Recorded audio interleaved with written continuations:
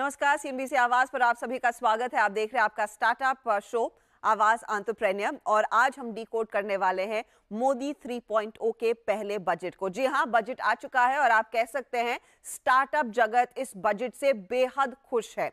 एक दशक से पेंडिंग मामला एंजल टैक्स का एक सिरे से वित्त मंत्री निर्मला सीतारमण ने इसे पूरी तरह खत्म कर दिया, खारिज कर दिया, अबॉलिश कर दिया। दूसरी ओर अनलिस्टेड शेयर्स और लिस्टेड में जो पैरिटी की मांग थी वो भी दिख रही है, क्योंकि अनलिस्टेड शेयरों पर long term capital gains tax जो 20% था उसे घटाकर 12.5% पर लाया है। तो आखिरकार पैरिटी आई है। यही नहीं, स्पेस टेक के लिए वीसी फंड का ऐलान हुआ है। एमएसएमई हो, एग्री हो, एनर्जी सेक्टर हो, एआई हो, सबके लिए कई सारे अनाउंसमेंट सुनाई दिए हैं।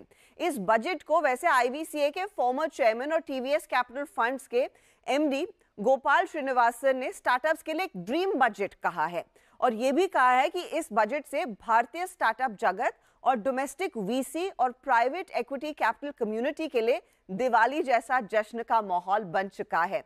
तो ये बजट वाकई में कैसा रहा, कितना अच्छा, कहां पर कुछ चीजें रह गई हैं, इस सब पर बातचीत करने के लिए इंडियन एंजल नेटवर्क की पद्मजा रूपारेल, 100x वीसी के शशांक रणदेव और ब्लूम वेंचर्स के आशीष फाफड़िया हमारे साथ है। और इन लोगों से हम बातचीत कई अहम मुद्दों पर कई सालों से करते आए हैं। तो सबसे पहले मैं आप तीनों को कांग्रेचुलेशंस ही बोलना चाहूंगी, क्योंकि एंजल टैक्स का वो बड़ा मुद्दा फाइनली एड्रेस हुआ और उसको बाहर फेंक दिया है। पद्मजा, दिवाली का माहौल या फिर कुछ और सेलिब्रेशंस भी साथ में हो? नहीं, थैंक यू। पहले तो शुक्रिया आपने मुझे ये शो पे इनवाइट किया। एंजल टैक्स की अब बात करने तो मैं एक ही लाइन बोलूंगी, एंजल टैक्स को मोक्ष मिले। आई थिंक बहुत सालों से, 12 साल से ये पेंडिंग था और ऑनरेबल फाइनेंस मिनिस्टर ने इसको खारिज कर दिया इन एवरी रिस्पेक्ट। तो मेरे ख्याल से इससे स्टार्टअप्स को बहुत बहुत इंकरेजमेंट मिलेगी, इन्वेस्टर्स आएंगे और मेरे ख्याल से इस एक चेंज से स्टार्टअप्स, हमारी स्टार्टअप्स, इनोवेटिव स्टार्टअप्स जो एक्चुअली बहुत अच्छा काम कर रही है, वो उनको इंसेंटिव मिलेगा इंडिया में रहने के लिए। तो मेरे ख्याल से ये बहुत बड़ा स्टेप है और एक जो इंडस्ट्री, स्टार्टअप्स, इन्वेस्टर्स, सबकी ये कंप्लेंट थी 12 साल से, वो खारिज की गई है। तो हम तो बहुत ही इंडस्ट्री के हिसाब से, हम आईवीसीए स्टार्टअप सबके तरफ से हम थैंक यू बोलेंगे कि शुक्रिया, इसको आपने खारिज किया। ये कैविएट्स और कार्व आउट से खत्म हुआ। तो ये बहुत ही फॉरवर्ड लुकिंग और प्रोग्रेसिव स्टेप लिया है और बहुत बोल्ड स्टेप लिया है मेरे ख्याल से। तो मैं बहुत कमेंट करूंगी सीबीडीटी को, रेवेन्यू सेक्रेटरी को, फाइनेंस मिनिस्टर को और I am sure prime minister का इसमें बहुत बड़ा आशीर्वाद है।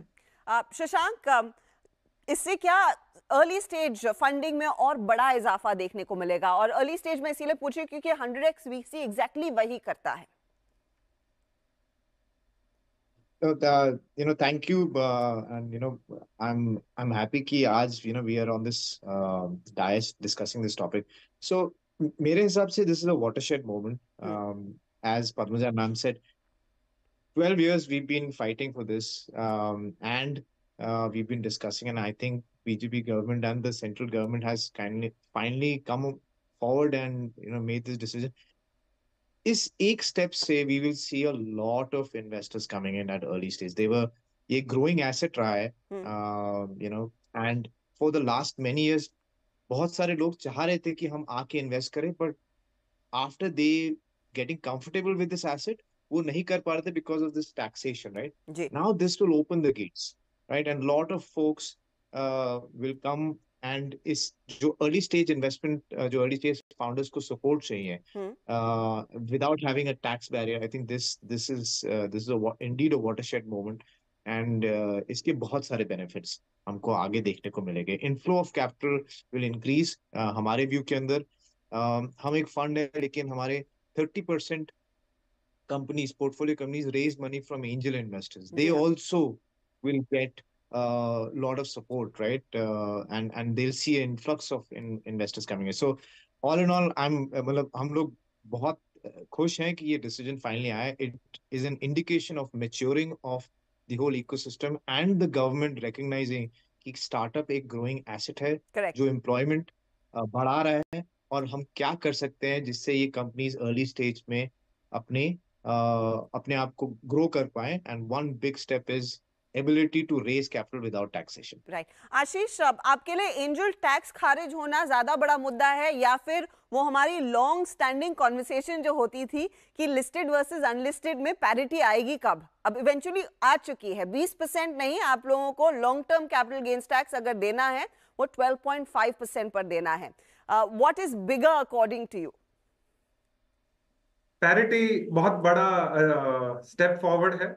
एंजल टैक्स डेफिनेटली बहुत बड़ी रिलीफ है। मगर जो बड़ा मूवमेंट डेफिनेटली है कि पैरिटी आ गई है अब अनलिस्टेड एंड लिस्टेड के बीच में। सो जहां तक आप family offices as a resource pool देखते हैं, इंडियन कैपिटल देखते हैं, या फॉर दैट मैटर बाहर का कैपिटल भी देखते हैं, आज आपके पास कोई क्लैरिटी का जरूरत नहीं है कि अच्छा पोस्ट टैक्स रिटर्न्स कैलकुलेट कीजिए, दोनों में कितना अंतर आता है, वो रिस्क कवर्ड है कि नहीं वो आप देखिए। तो ये बहुत बड़ा मदद होगी capital formation and driving of capital to the early stage as well as growth stage business. Padmaja, उस लिहाज से कल और आज में क्या ज्यादा फैमिली ऑफिसेस के फोन आए कि हम आप लोगों के साथ जुड़कर और निवेश करना चाहते हैं स्टार्टअप्स में, या फिर वो सिलसिला अब शुरू होगा? What does it mean for domestic money? नहीं, कुछ तो आना शुरू हो गए, माने कि हम आजकल के जमाने में आप लोग ने जो इलेक्ट्रॉनिक टीवी मीडिया के थ्रू एम्प्लीफिकेशन किया है, तो हमारी रात की नींद जरूर हराम होती है। आज शुरू हो गए हैं, बट मेरे ख्याल से ये और भी आएंगे। इसका वजह खाली एंजल टैक्स और पैरिटी नहीं है, ये दो बहुत बड़े मुद्दे हैं। मैं जरूर आशीष और शशांक के साथ एकदम अग्री कर रही हूँ, बट मेरे ख्याल से दो और चीज बहुत इंपॉर्टेंट है जो इंडिया को ग्लोबल हब बना रहा है।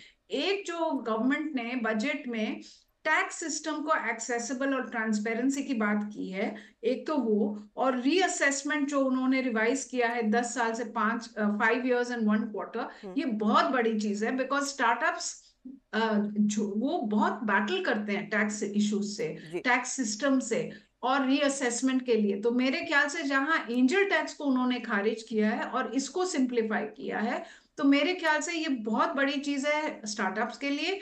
और this is taking India to a global level to say that our tax system will be accessible और transparent। तो मेरे ख्याल से डोमेस्टिक और ग्लोबल इन्वेस्टर्स के लिए ये बहुत बड़ा इंसेंटिव होगा कि इंडिया में पैसा आए। Number 1 issue. और सेकंड इशू जो honourable prime minister is trying to do and he talked about it, कि वो इंडिया को एक ग्लोबल हब बना रहे हैं। तो ये जो उन्होंने कई थीमेटिक सेक्टर फंड्स किए हैं, जैसे स्पेस में शुरू हुआ, इकोनॉमी में शुरू हुआ, एग्री में हुआ, सस्टेनेबिलिटी में, तो आई थिंक इंडिया का जो पूरा फोकस है, जो डिफरेंट टारगेट्स है 2030 के, उसके तरफ हम चल रहे हैं। तो मेरे ख्याल से this budget walks the talk of what Honorable Prime Minister has been saying and what this government has been saying. So to me, this is a much bigger thing than for the startup and industry, and it is true. I think this ये जो हमारे budget में industry I, VC, angel, private equity industry के लिए जो इतनी list आई है, ये श्योरली कहता है कि today India is becoming the startup hub, the investing hub of the globe. In fact ये जो 1000 करोड़ का स्टार्टअप्स के लिए, स्पेशली स्पेस टेक के लिए फंड है, शशांक, किस तरह की कंपनियां यहाँ पर आपको लग रहा है बढ़ती हुई दिखाई देंगी? क्योंकि स्पीच में वित्त मंत्री साहिबा ने स्पेसिफिकली कहा अगले 10 सालों में स्पेस टेक में हम 5 गुना ग्रोथ देखना चाहते हैं। अर्ली स्टेज में काफी काम हुआ है, कई कंपनियों ने कई सारी सैटेलाइट्स लॉन्च की है, अलग अलग चीजें कर भी रहे हैं। How do you see that this overall sector growing in the next 10 years?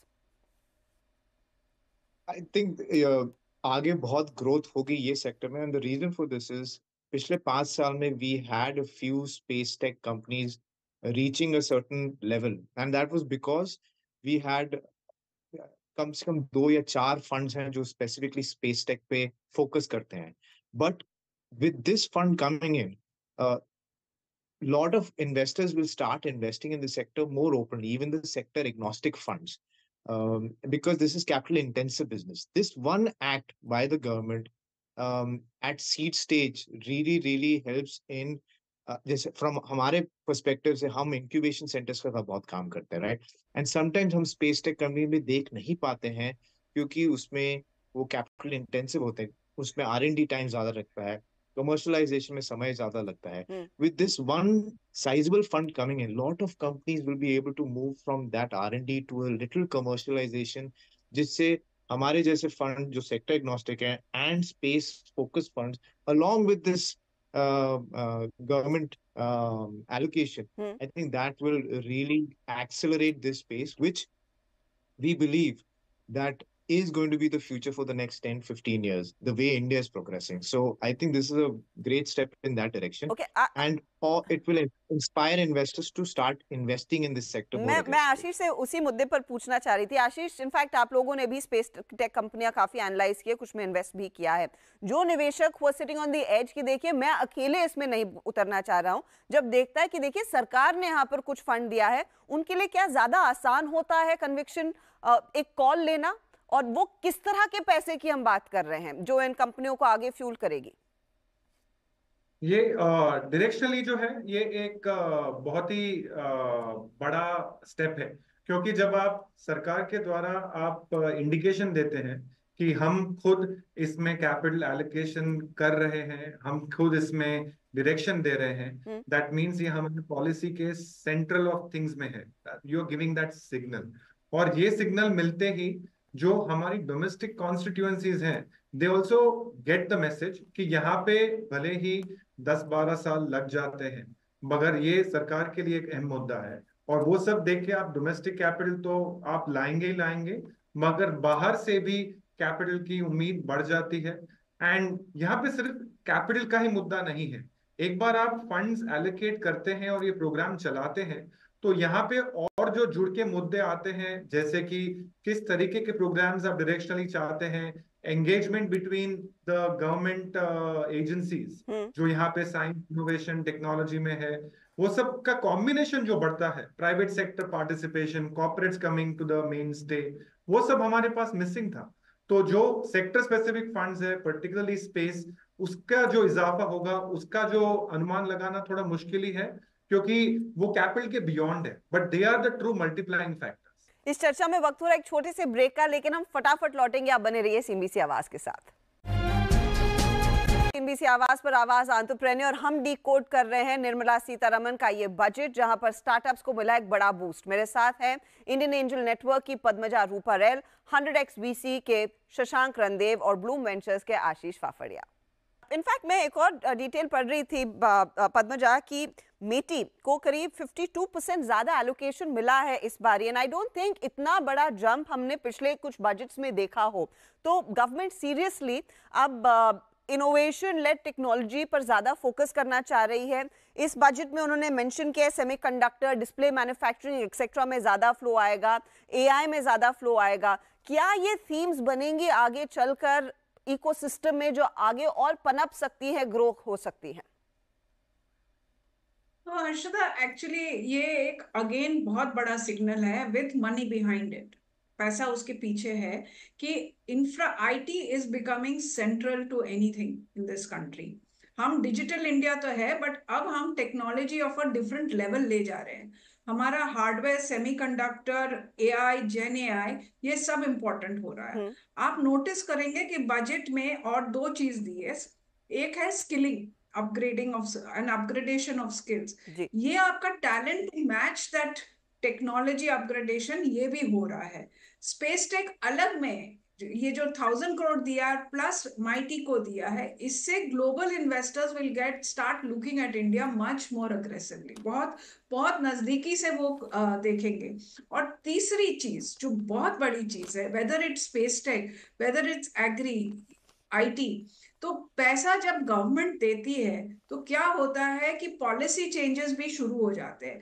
Space में आप ले लीजिए, इन स्पेस ने बहुत अच्छा काम किया है जो स्टार्टअप्स को एनकरेज किया है, बट उसमें काफी पॉलिसी चेंजेस आपको चाहिए. आपको FDI में चेंजेस चाहिए होंगे, आपको स्पेस लॉन्चिंग में चाहिए होगा, कॉर्पोरेट एंगेजमेंट में चाहिए होगा, आपका ऑफसेट, ओवरऑल MNCs का जो ऑफसेट कंट्रीब्यूशन है उसको कैसे यूटिलाइज करेंगे, उसके लिए टैलेंट. तो जब गवर्नमेंट, जो आशीष कह रहे थे कि जब गवर्नमेंट पैसा देता है तो ये नॉट ओनली सिग्नल्स दुनिया भर में कि इंडिया इस रास्ते पे चल पड़ी है, बट इंटरनली हमारी पॉलिसीज चेंज होना शुरू हो जाएगी, हमारे इन्फ्लुएंसर्स चेंज होना शुरू हो जाएगा। और ये जो पूरा बजट है जो आपने अभी बोला कि इस माइटी में दिया, एग्री में दिया, स्पेस में दिया, ये इंडिया को नेक्स्ट लेवल पे ले जा रहा है। तो मेरे ख्याल से ये बहुत अहम बजट आया है जो इंडिया को पैराडाइम शिफ्ट दे सकता है और globally it can become a leader. And ये मेरे ख्याल से जो ऑनरेबल प्राइम मिनिस्टर बोल रहे हैं ये वो ही रास्ते में जा रहा है। तो मेरे ख्याल से honestly overall with the tax systems improving, with the parity, with angel tax gone, there are disablers जो हटा रहे हैं, इनेबलर्स को काफी लेकर आए। इनफैक्ट एक और चीज मैं पढ़ रही थी, Shashank can chime in on this, की development of digital public infrastructure tools by the private sector, यहाँ पर credit, e commerce, health care, law, logistics etcetera के लिए आप उस तरह का माहौल बनाते हुए दिखाई देंगे। अब मैं जानती हूँ आप कई सारी फिनटेक कंपनियों के साथ काम करते हैं, क्या यहाँ पर ज्यादा बिल्ड करना आसान होता हुआ दिखाई देगा क्योंकि एक्सेस टू इंफॉर्मेशन ज्यादा रहेगा और आई थिंक भागीदारी दूसरों के साथ करने के लिए भी मौके मिलेंगे? तो ये कुछ सालों से हो भी रहा है। I think ever since the initiative of startup India, पिछले कुछ समय के अंदर, कुछ सालों के अंदर it's picked up aggressively. We work with bunch of companies as you mention, fintech. एक हमारी कंपनी है जो कोऑपरेटिव बैंक्स के साथ काम करती है एंड वहां से उन्होंने अपनी जर्नी स्टार्ट करी। So it's very difficult to work in cooperative banks and build out solutions, but it was enabled by government support and they were bringing in private players as early as very early stage companies and not like the Infosys of the world or HPs of the world. That mindset वो बहुत बड़ा बदलाव है. And as Ashish and Padmada ma'am also said, right, everything around this budget is progressive, enabling the enablers, disabling the disablers, removing friction out of the process, right, all which is conducive to working. And then there is no difference कि आप बड़ी company हैं, आप deliver कर पाएंगे इसलिए हम आपको दे रहे हैं, या आप छोटी कंपनी है पर आप में इनोवेशन है, हम आपके साथ काम करेंगे। दैट माइंडसेट, वो बहुत बड़ा बदलाव हो काफी सालों से हो रहा था, and I think with these policies it is only gonna sharpen and enable that thing. तो जो सोच थी उस पर एक्शन लिया जा रहा है, वही इस बजट में दिख रहा है। आशीष, कुछ और टेक्निकल मुद्दे, ये गिफ्ट सिटी में वेरिएबल कैपिटल कंपनी का स्ट्रक्चर, इसके क्या मायने हैं अगर हमें समझा सके, ये किस तरह की पैरिटी ला रहा है एआईएफ्स में स्पेशली? आज हम जो एआईएफ स्ट्रक्चर करते हैं जहां maximum amount of capital raise होता है वो एआईएफ कैट 1, 2 या 3 में होता है, जहां पे 10 लाख करोड़ का कमिटमेंट आया हुआ है। अगर आप इसको देखें तो ये स्ट्रक्चर जो है वो थर्ड पार्टी मनी को पूल करने के लिए होता है, उसको एडमिनिस्टर करने के लिए होता है। जो वेरिएबल कैपिटल कंपनी स्ट्रक्चर है वो ये स्ट्रक्चरिंग को एक अलग लेवल के सोफिस्टिकेशन पे ले जा सकता है, उसको सिंप्लीफाई कर सकता है और उसका बेटर एफिशिएंट मैनेजमेंट के लिए ये फ्रेमवर्क पैदा कर सकता है। आज अगर आप देखें तो manage in India is something which government has been talking about. Make in India का बहुत बड़ा मूवमेंट चल चुका है पिछले 10 सालों से, तो ये मैनेज इन इंडिया के लिए एक बहुत बड़ा शॉट इन दी आर्म है। बाहर के कंपैरिजन देखें तो सिंगापुर में ये स्ट्रक्चर अवेलेबल है कुछ सालों से एंड काफी ज्यादा उसमें सक्सेस देखा गया है, जहाँ की इन्वेस्टर्स जो निवेशक हैं वो अपना कैपिटल सही तरीके से पूल कर सकते हैं, उसका टैक्स एफिशिएंटली हो सकता है, उसका जो कंट्रोल्स होता है वो सोफिस्टिकेटेड, आप अलग अलग लोगों से अलग अलग टर्म्स पे पैसा रेज कर सकते हैं, जो कि फिलहाल नहीं था। आपको मजबूर किया जाता था अपने आप को, not from any other fact that, और कोई स्ट्रक्चर नहीं था कि एक आप स्टैंडर्ड स्टीरियोटाइप फैशन में ही आप कैपिटल रेज कर सकते हैं। Now you can innovate the innovators as well. Right. मैं वेरी क्विकली आशीष आपका टेक लेना चाहूंगी ईसॉप्स के मुद्दे पर। वैसे बजट में कुछ सुनाई नहीं दिया, लेकिन ईसॉप वेस्ट होने पर टैक्स लगता है और जब आप बेचते हैं तब भी वो टैक्स लगता है, उसमें कुछ बदलाव है या फिर वो पॉलिसी जस की तस है, वो डबल टैक्सेशन का भार अभी भी है? वो अभी भी है, वो मैंने देखा नहीं है कि उसमें कुछ बदलाव आया है। एंड वो डेफिनेटली मुझे जिस तरीके से डायरेक्शनली जा रहा है, मुझे लगता है कि अगले एक आध साल में वो डेफिनेटली उस पर गौर किया जाएगा, क्योंकि गवर्नमेंट बार बार ये बोलते हैं कि हम इसको कुछ कुछ मुद्दों को गौर से देखना चाहते हैं। तो ये जो स्टेप्स लिए गए हैं दैट गिव मी कॉन्फिडेंस कि अगले कुछ महीनों में they will not wait for the next budget. जो ऑपरेशनल इनएफिशिएंसीज है सिस्टम की, उसको थोड़ा सा क्लोजली लेके जाके इसको हम सॉल्व कर पाएंगे। मैं पद्मजा आपसे ये पूछना चाहूंगी कि अब तक हम सब कहते हैं if you want to start now is the time, लेकिन अब क्या सामने से न्योता आ रहा है कि अब नहीं करेंगे तो कब करेंगे? It's the time to start up in India. नहीं, एब्सोल्युटली, आई मीन इंडिया में आज आप यदि भारत में देखें तो हमारे पास क्या नहीं है।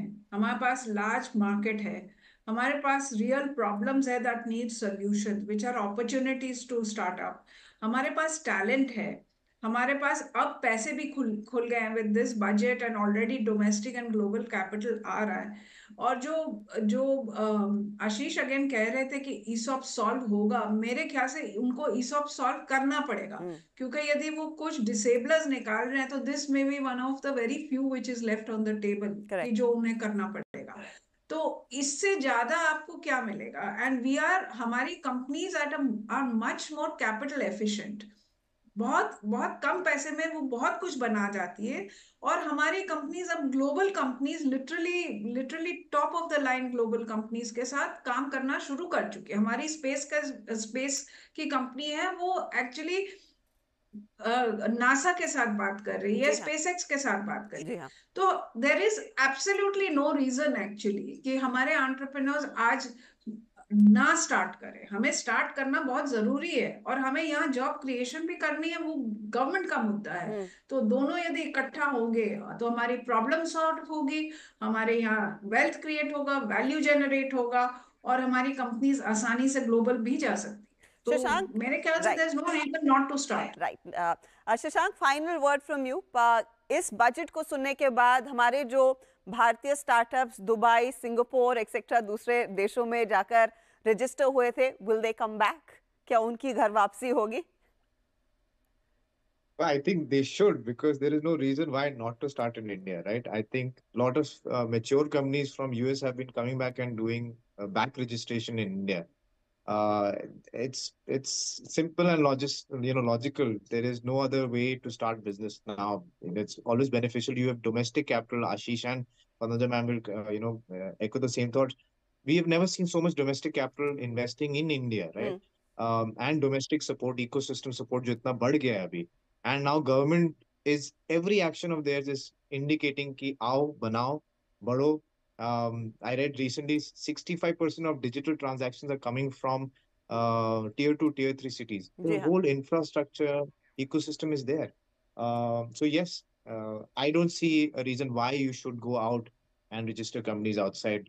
India is very much a place which is conducive for business, open for business, and to build fresh companies out there. So I'll see a lot of companies coming in. I'm already seeing mature companies coming, but we'll see a lot more of that happening. चलिए, इसी note पर मैं आप तीनों को congratulations बोलूंगी और बहुत बहुत शुक्रिया हमारे लिए समय निकालने के लिए। ये कई बड़े मुद्दे थे जिनको इस बजट में एड्रेस किया गया है, तो